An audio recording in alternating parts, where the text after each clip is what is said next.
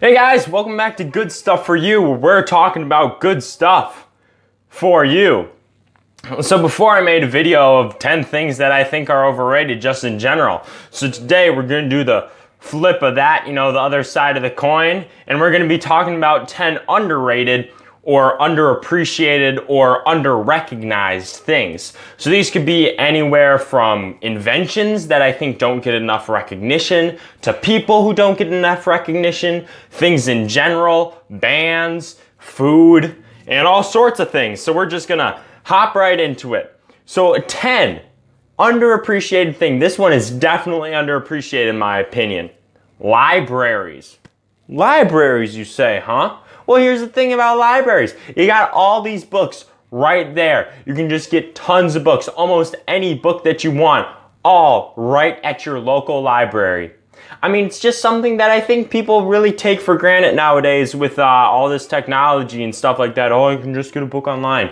Yeah, but sometimes you can't always get a book online for free. But at the library, just go get the book for free. Bada bing, bada boom, you got your book for a while, and then you can just read it and then return it, and then the next person can get it. And it's just really underappreciated right now, especially with technology and all that stuff. So libraries, definitely underrated.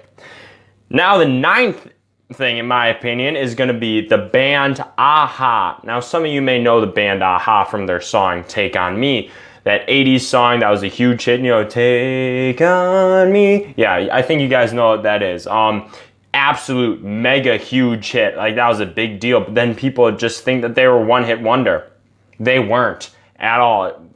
They kind of were in the US a little bit. They did have a couple other songs that did chart in the US, but across the sea in Europe, absolute mega huge stars. They're in like the top 50 highest grossing bands of 2018. And so they're still very recent. They're still coming out with lots of music.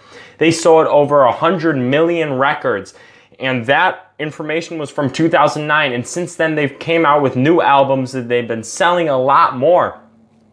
So they're still huge, they're still mega huge, especially in their hometown, home country of Norway.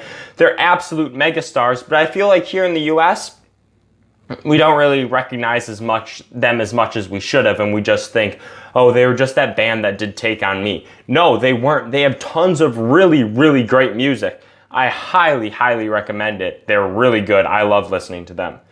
Number 8, a straight up PB&J sandwich. Man, almost nothing in the world brings me more joy than just biting in to a delicious peanut butter and jelly sandwich. I mean, they are just so good. And I don't think people recognize it. Like, obviously, everyone knows what a PB&J is. But I feel like they're just like, oh, a PB&J is just another sandwich. No. Having a good PB&J is a delicacy. It's something extremely special that people don't savor as much as they should. PB&Js are absolutely spectacular, but people feel like it's just another run-of-the-mill sandwich. It's not. Absolutely spectacular and underrated just because it's so big and so popular that people don't realize how good a good PB&J is. Like on white bread, just spectacular. Number 7.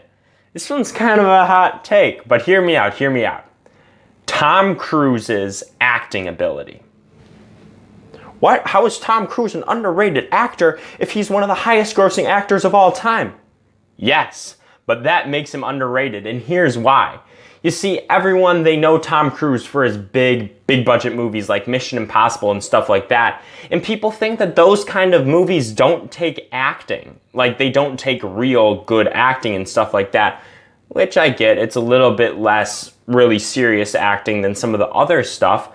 But even in those films, he's really good, and he takes everything so professionally, and you can just see the level of professionalism, mannerisms with that. But then aside from that, in his more serious roles and his more critically acclaimed roles, he has 3 Academy Award nominations for Best Actor or Best Supporting Actor. You don't get that by being a run-of-the-mill, big-budget action hero movie. He has 3 Golden Globes and 7 Golden Globe nominations. Like I said, you do not get that by being some run-of-the-mill, big-budget actor who isn't a very good actor. And people, when I talk about it, I'm like, man, Tom Cruise is a really good actor. And they're like, oh, no, he's not. He just is known for all the big budgets. No, he's really, really good. And also some of the smaller budget stuff that he gets the big time critical acclaim for, that people just don't recognize how good of an actor he is because he's too busy doing the big budget things like Mission Impossible, and people think that you can't have good acting in big budgets. That's not true, and Tom Cruise is the perfect example of that. So that's why his acting is extremely underrated. Next, we're going to a baseball player, Willie Mays. One of the greatest baseball players of all time, and people just don't recognize that. He was like the original five-tool player. Incredibly good at everything on the baseball field. Sure, in like lists and stuff, people are ranking him near the top, but when you just talk to an everyday fan of baseball and stuff like that, Willie Mays is not the third or second or first person to come off their mouth when you ask, hey, who's the best baseball player of all time? They're going to say Babe Ruth, maybe like Mickey Mantle or some Yankees and stuff like that. But Willie Mays, absolutely incredible. Extremely good base runner, extremely good hitting for power. He hit 660 home runs in his career. Hit over 3,200 hits in his career, which is among the top. Not to mention 24 All-Star appearances and 12 Gold Gloves. So not only he extremely good base runner, extremely good power hitter, extremely good contact hitter. He had a 302 lifetime average. And he's an extremely good fielder, and he had one of the best arms ever. And here's the thing that blows my mind. He got 94% on his Hall of Fame vote, which, yeah, it's a lot. It's like a lot. But I don't understand how one person can say, wow, look at all these stats. Yeah, that's not a Hall of Famer. Are you kidding me? Come on. Like, what are you even thinking? So for that reason, he's extremely underrated. Next, coming up, this is a superhero, Aquaman. Everyone thinks Aquaman's a joke. He's not a joke. He was one of the original, like, big name superheroes in the comic books. He was one of the founding members of the Justice League, arguably the biggest superhero team of all time. And also he had the first in-comic wedding, which was a huge milestone because you have tons of other weddings that became really big deals in comic books, like Peter Parker and Mary Jane, or the Fantastic Four, Reed Richards and Sue Storm. Like huge, big-time comic book weddings that wouldn't have been possible if there wasn't a first, which happened to be Aquaman. Not to mention, everyone thinks he's a joke. Oh, he can just talk to fish. No, he can do so much more than that. He's the king of Atlantis. He has super speed swimming. He is super strong. He can talk to fish. But talking to fish is a really cool thing. Like, imagine just being like, ooh, fish. And then just all these fish come at you and you can use them to defend yourself and attack your enemies. Aquaman is extremely cool and extremely underrated. Okay, number 4, Eleanor Roosevelt. Eleanor Roosevelt is extremely underrated in my opinion because personally, I didn't learn anything about her in like the United States history class when she did so much for history. She did so much for the civil rights movement. She did so much for women's rights. She did so much for workers' rights, veterans' rights, so many things. The list goes on and on. Harry Truman called her the first lady of the world. She redefined the image of the first lady. Before, first ladies weren't someone who were more politically active, and then she became the most politically active first lady ever. And all the rest have followed in line, choosing like a donation or a cause that they choose to sponsor and stuff like that. And none of that would have been possible without Eleanor Roosevelt setting the example as being probably the best first lady ever. And we really need to learn about her more in history class. I didn't learn anything about her. I really hope you guys do because she did so much for American history as a whole. So really, really underrated. Next up, number 3, James Madison, the 4th president of the United States. His presidency was fine. It was pretty good. But the important things are the things that he did when he wasn't the president. Let's see. Wrote the Constitution. Wrote the Bill of Rights. 2 of the most important documents in American history. Both of them right there. I think he's really underrated because I think people somehow forget about him. And I think the reason people forget about him is because he was so short. He was extremely short. He was like 5'3" or something like that. And he weighed like less than 100 pounds.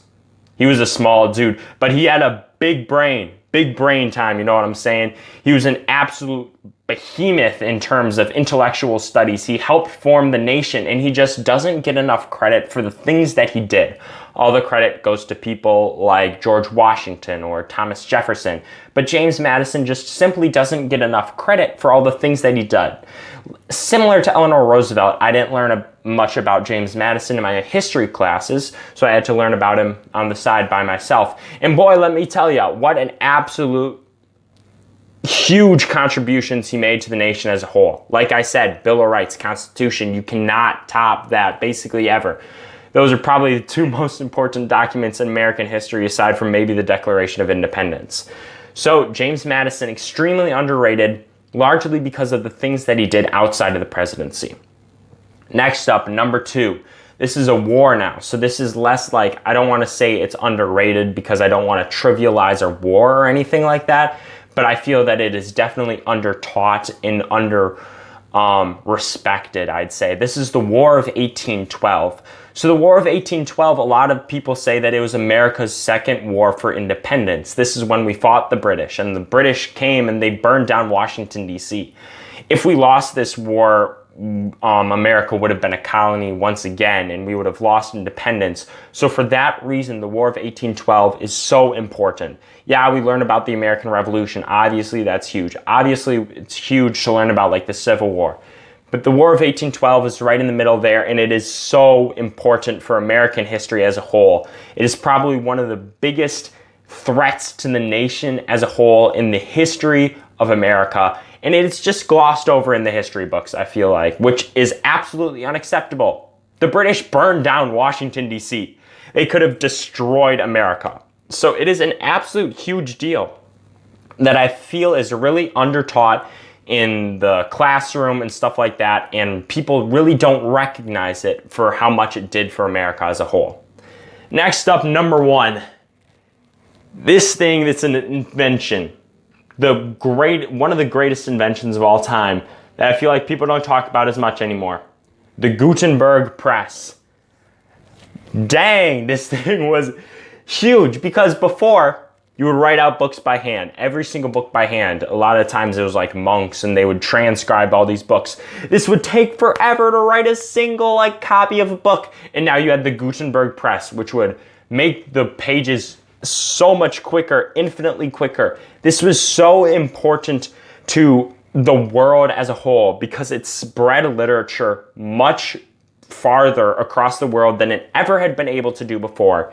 It increased the literacy rates among Europe like tens of times. Absolutely incredible. And I just feel like people don't recognize the Gutenberg press for all the things that it has done and shaped the world as a whole. So for that reason, it's extremely underrated. It had such major contributions to the world as a whole, and I feel like we need to learn about it more because I'm sure a lot of people, like historians, would put it in the top 3 inventions of all time, probably behind fire and the wheel.